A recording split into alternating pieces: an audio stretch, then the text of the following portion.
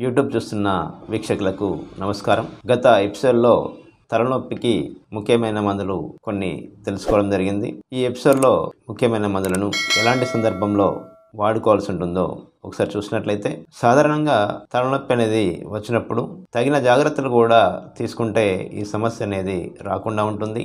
ముఖ్యంగా out side ఫుడ్ను avoid చేయడం అనేది చాలా ముఖ్యం.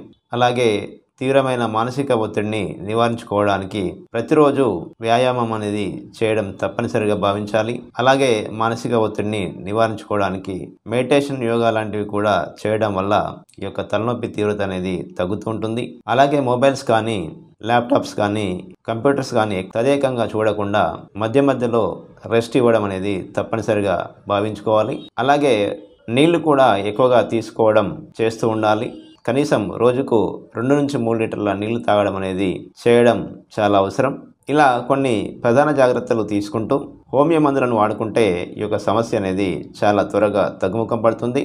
ఇప్పుడు మరికొన్ని ముఖ్యమైన హోమియో మందుల గురించి తెలుసుకుందాం. హోమియో మందులను ప్రధానంగా మానసిక లక్షణాలు, అలాగే శారీరక లక్షణాలను, అలాగే వ్యక్తి యొక్క అలవాట్లను దృష్టిలో ఉంచుకొని మందుల ఎంపిక అనేది జరుగుతూ ఉంటుంది.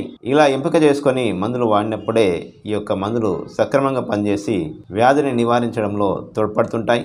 ఈ యొక్క ముఖ్యమైన మందులలో మొదటగా శైలిష అనే మందును చూసినట్లయితే, ఈ శైలిష మందులో తలనొప్పి అనేది తల యొక్క వెనుక భాగంలో ప్రారంభమై తల యొక్క ముందు వైపుకు వచ్చి కుడి సైడు కన్ను పైన ఎక్కువగా ఉంటుంది. ఇలాంటి లక్షణాన్ని ఈ యొక్క శైలిష మందులో చూడవచ్చును. అలాగే వీరికి చెమటలు పాదాలలో, అరచేతులలో కూడా ఎక్కువగా వస్తుంటాయి. వీరి యొక్క మానసిక లక్షణాలు గమనించినట్లయితే వీరికి ధైర్యం అనేది చాలా తక్కువగా ఉంటుంది. అలాగే నలుగురిలో మాట్లాడడానికి ఇష్టపడరు. ఎవరైనా ఏమన్నా అనుకుంటారని భావించుకొని సైలెంట్గా ఉండిపోవడానికే ప్రయత్నం చేస్తుంటారు.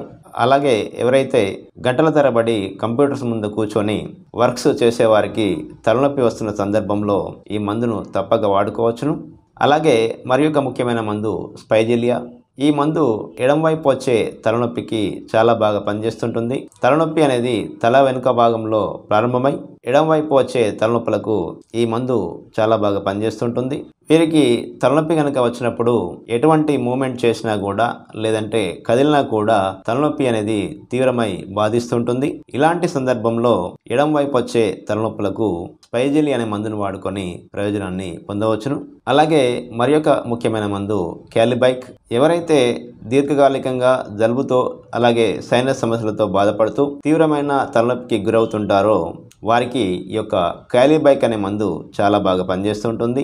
అలాగే వీరికి తలనొప్పి అనేది 2 కనుబొమ్మల పైన తీవ్రంగా వచ్చి ఇబ్బంది పెడుతూ ఉంటుంది. ప్రధానంగా తల యొక్క ముందు భాగంలో తలనొప్పి ఉండి ఇబ్బంది పడుతుంటారు. అలాగే వీరికి జలుబు అనేది సాధారణంగా చేస్తూ ఉంటుంది. అలాగే ముక్కు నుండి స్రావాలు చాలా చిక్కగా కారుతుంటాయి. ఇలాంటి లక్షణాలున్న సందర్భంలో తలనొప్పి వస్తున్నప్పుడు క్యాలిబైక్ అనే మందు చాలా బాగా పనిచేస్తుంటుంది. చివరగా మరొక ముఖ్యమైన మందు నైట్రోమోర్. ఈ మందు తలనొప్పి సమస్యకు చాలా అద్భుతంగా పనిచేస్తుంటుంది. తలనొప్పి అనేది వీరికి ప్రధానంగా డే టైంలో ఎక్కువగా ఉంటుంది. ఉదయం 10 నుండి సాయంత్రం 6 గంటల లోపు ఎక్కువగా తలనొప్పి వచ్చి బాధపడుతున్న సందర్భంలో ఈ యొక్క నైట్రోమోర్ అనే మందు వాడుకొని ప్రయోజనాన్ని పొందవచ్చును. తలనొప్పి వచ్చే ముందు వీరిలో ఒక ముఖ్య లక్షణాన్ని గమనించినట్లయితే కంటి ముందు జిగ్జాగ్గా కనిపించడం, అలాగే కంటి ముందు ఒక మెరుపులాగా మెరిసినట్లుగా అనిపిస్తూ కళ్ళు మసకబారుతూ తలనొప్పి అనేది వస్తూ బాధిస్తూ ఉంటుంది. ఇలాంటి సందర్భంలో ఈ యొక్క నైట్రోమోర్ అనే మందు చాలా బాగా పనిచేస్తుంటుంది. వీరికి తలనొప్పి ఎక్కువగా తల యొక్క ముందు భాగంలోనే ఉంటుంది.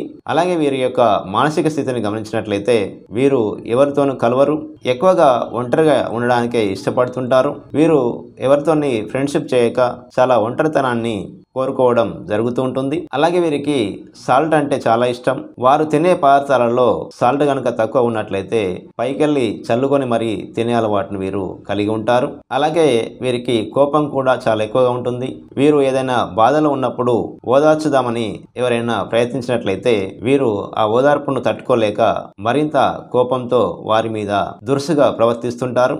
ఇలాంటి మానసిక లక్షణాలు ఉండి డే టైంలో తలనొప్పి అనేది వస్తూ బాధిస్తున్న సందర్భంలో యొక్క నైట్రోమోర్ అనే మందును వాడుకొని ప్రయోజనాన్ని పొందవచ్చును. ఇలా హోమియో వైద్యంలో లక్షణాల సముదాయాన్ని బట్టి మందులను ఎంపిక చేసుకొని వాడుకోవాల్సి ఉంటుంది. ఒకవేళ మందు ఎంపిక అనేది సరిగా లేనప్పుడు వ్యాధి నివారణ జరగదు. కాబట్టి దగ్గరలో ఉన్న హోమియో డాక్టర్ సలహా మేర గనుక మందులను వాడుకున్నట్లయితే ఈ యొక్క తలనొప్పి సమస్య నుండి త్వరగా బయటపడవచ్చును.